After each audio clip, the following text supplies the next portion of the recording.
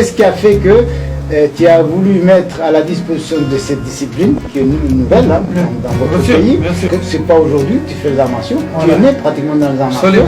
Et il y a même une discipline noble qui est le Yosukan Budo, donc tu as fait un grand développement. Grâce à toi, elle a 35 pris, ans, 40 ans, voilà, elle a pris un art de lettre de noblesse, c'est ça, fait qu'aujourd'hui, tu as décidé de tourner le dos à tout cela, partir des zéros, comme si tu étais le bébé qui commence à marcher.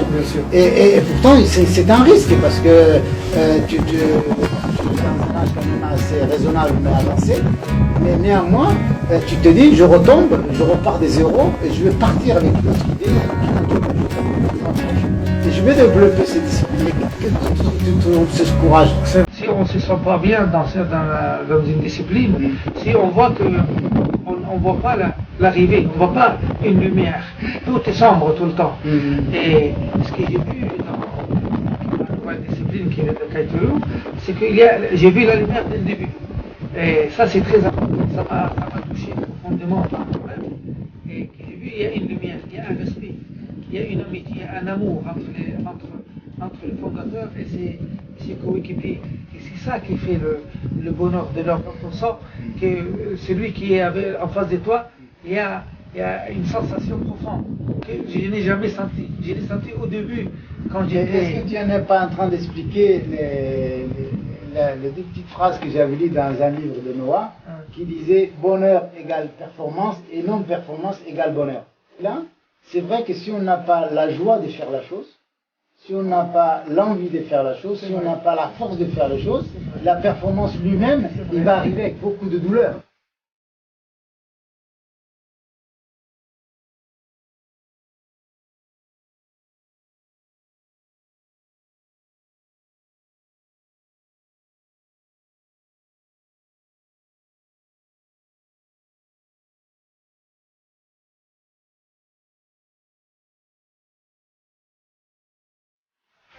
Il y a quelque chose qui me dit au fond de moi-même qu'on va réussir, et réussir d'une manière extravagante. Donc, quand on est bien dans sa tête, on se sent bien dans son corps. Quand on est bien dans son corps, on est bien avec les autres. Et je te rends hommage, et je te remercie infiniment, parce que tu m'as donné encore la vie de nouveau.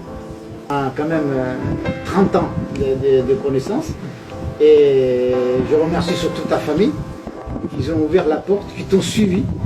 Et qui n'ont jamais douté une seconde, c'est la décision que tu prenais à ce niveau-là. Et s'il y a un remerciement à avoir, je pense que c'est moi qui l'aurai. Donc voilà, merci.